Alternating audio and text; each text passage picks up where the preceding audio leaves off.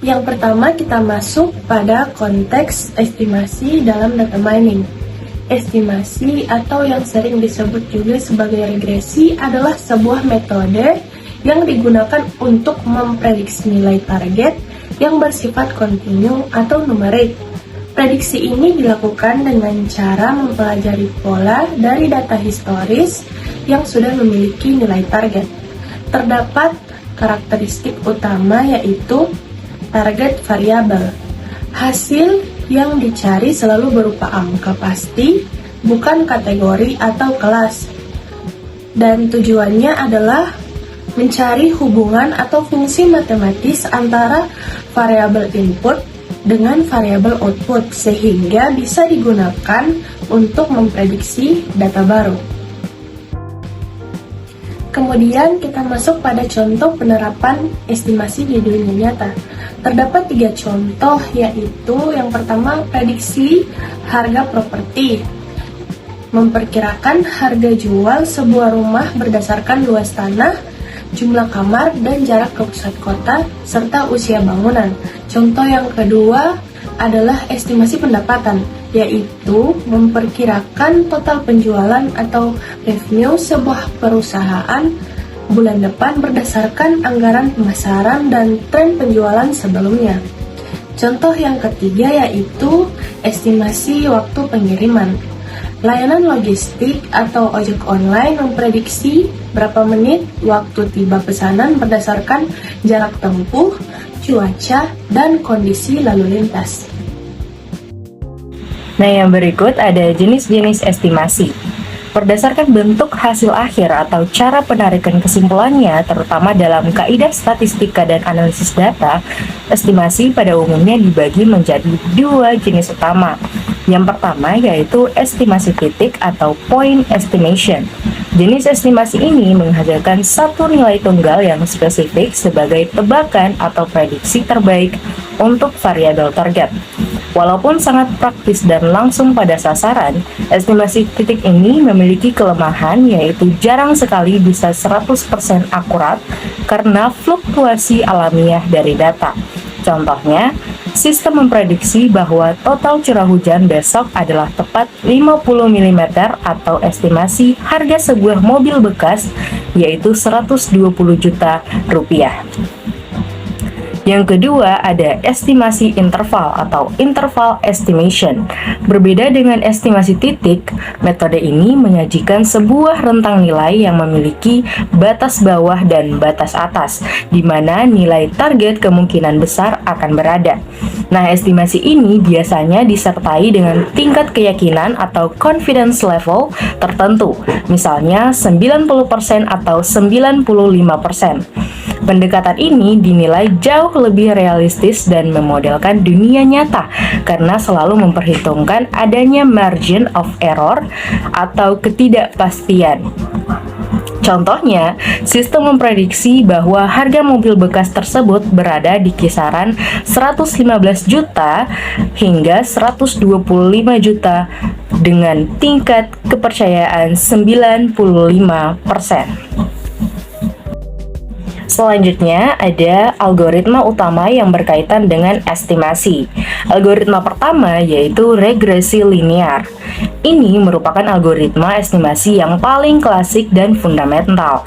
Tujuannya sangat sederhana, yaitu menemukan garis lurus yang terbaik yang bisa menggambarkan hubungan antara variabel input atau prediktor dan variabel output atau target.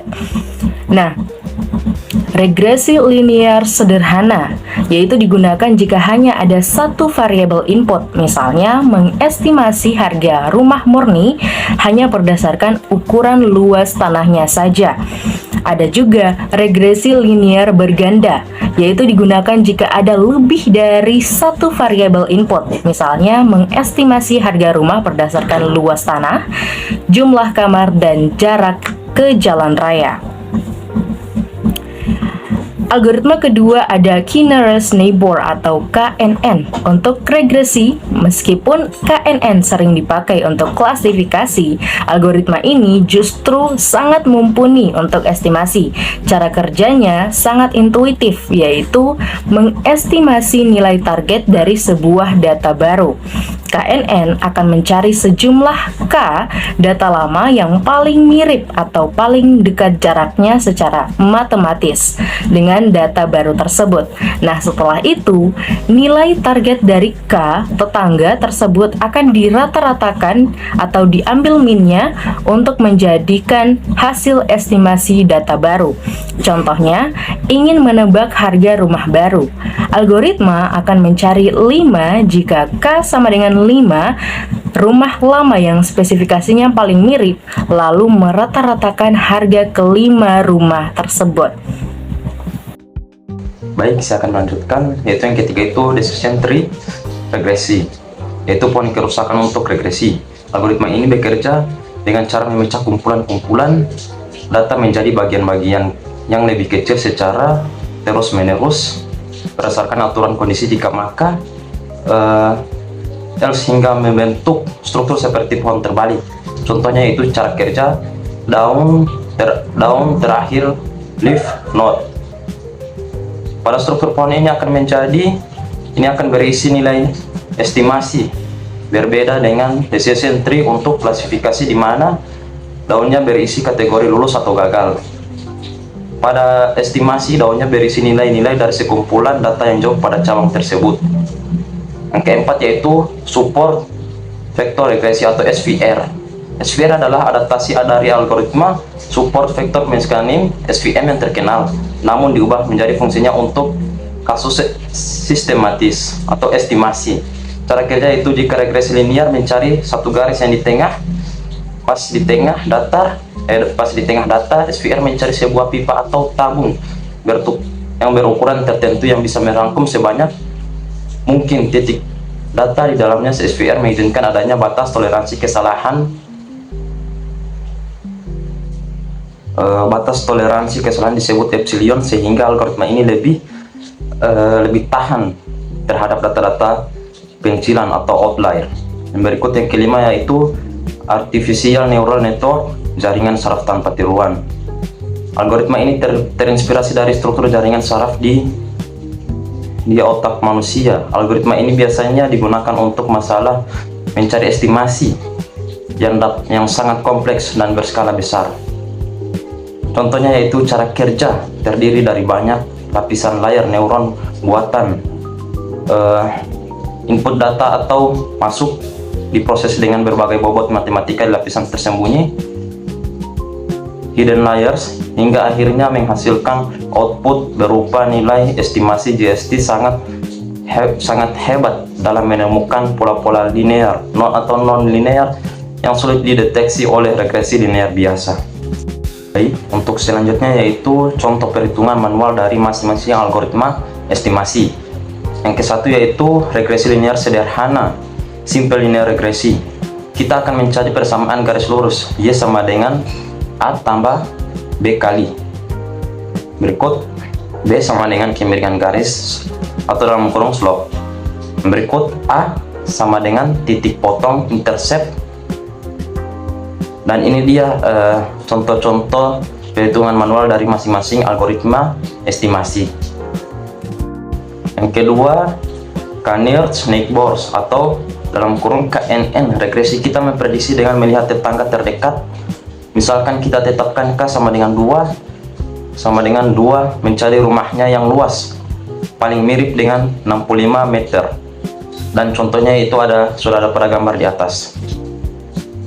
Decision tree regression.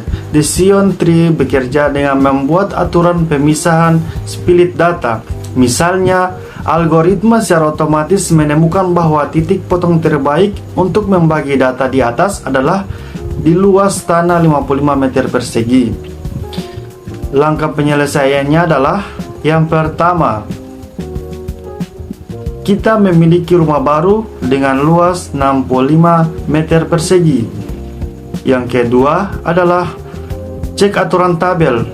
Apakah 65 lebih kecil dari 55 salah, atau 65 lebih besar dari 55 benar. Yang ketiga, karena masuk ke cabang kanan, maka sistem mengambil nilai prediksi daun kanan dengan estimasi harga 130 juta rupiah. Yang keempat adalah support vector regression atau SVR. SVR sebenarnya menggunakan optimasi matematis language yang sangat rumit. Contoh ini menyederhanakan konsep tabung toleransi atau epsilon. Misalkan, algoritma SVR sudah menebak garis tengah adalah Y sama dengan 2X, dan algoritma memberikan tabungan toleransi batas kesalahan epsilon sebesar 10 juta. Artinya, selisih 10 juta ke atas atau ke bawah dianggap tidak ada error. Langkah penyelesaiannya, yang pertama, algoritma akan terus menggeser garis Y sama dengan 2X ini sampai data yang kena penalti jumlahnya paling sedikit atau penaltinya sekecil mungkin. Yang kedua, jika garis Y sama dengan 2X sudah dianggap paling optimal, maka tebakan untuk X sama dengan 65 akan mengikuti garis tengah tersebut, yaitu 2X kali 65 sama dengan 130. Yang kelima ada Artificial Neural Network atau ANN. Perhitungan manual ANN disebut forward propagation atau perempatan maju. Kita buat jaringan paling sederhana. Satu input yaitu satu node tersembunyi atau hidden dan satu output. Aturan skala untuk ANN, angka besar harus dikecilkan dibagi 100 agar mudah dihitung. Luas 65 di input sebagai 0,65. Kita asumsi bobot awal Wing atau W dan bias B sudah dilatih oleh komputer. W1 sama dengan 2,0 B1 atau 0 bobot input ke hidden. W2 10, B2 atau bobot hidden ke output. Langkah penyelesaiannya, yang pertama, data dimasukkan dan dikalikan dengan bobot dilapiskan tersembunyi. Yang kedua, hasilnya diteruskan ke fungsi aktivitas otak jaringan saraf. Yang ketiga, diteruskan lagi ke lapisan akhir dan dikembalikan ke skala aslinya dan akan menghasilkan 130 juta rupiah.